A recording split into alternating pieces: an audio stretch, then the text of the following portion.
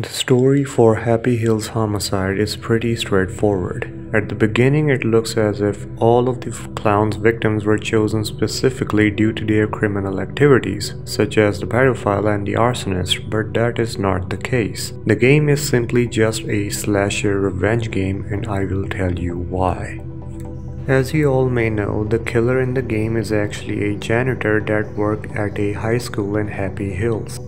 In 1982, some students decided to pull a prank on him and set his room on fire with him still inside. The fire spread and eventually engulfed the entire school. Almost everyone got out alive except for the janitor, who, even though survived, was scarred for life with third-degree burns. Angry at the event, he decides to kill everyone who ever wronged him, and this included people at that high school who made fun of him. Although there was one girl who was kind to him named Madison. She is important as the janitor was in love with her. The first victim is Gordon Baker, a teacher at West Pine High.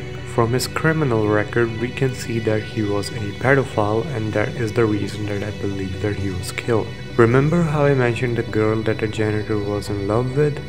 I believe that he killed Gordon to protect her, as she is a high schooler, and last I checked, high schoolers are mostly 12 to 18 years of age, and considering she is living alone a year later, we can say for sure that she is 17 at the time. And Gordon may have had eyes on her, hence why the janitor murders him. Now, to save time, I will not be explaining the obvious victims and why they were killed, because they just mostly comprised of people who simply made fun of the janitor, like the two girls and the jocks. I will be explaining the ones who seem odd and relevant to the story. The second case of death was the burnt victim, Hank Wallace, who was also a student at West Pine High, and the reason that he was killed was because he was the one who set his room on fire, also indicated by his criminal record, which says that he was an arsonist. The next victim is Dr. Hawkins, who I believe was killed because he was the one who may have treated his burns and probably charged him a little above his pay grade. You know how the healthcare system is in America. The next two cases are odd ones because I cannot find a probable reason for their deaths. The first is Madison Carpenter, who was the girl that a janitor was in love with. I believe that he did not mean to kill her. He probably just wanted to stop her so that he can tell her who he is, and accidentally just killed her. The second is the biker gang leader.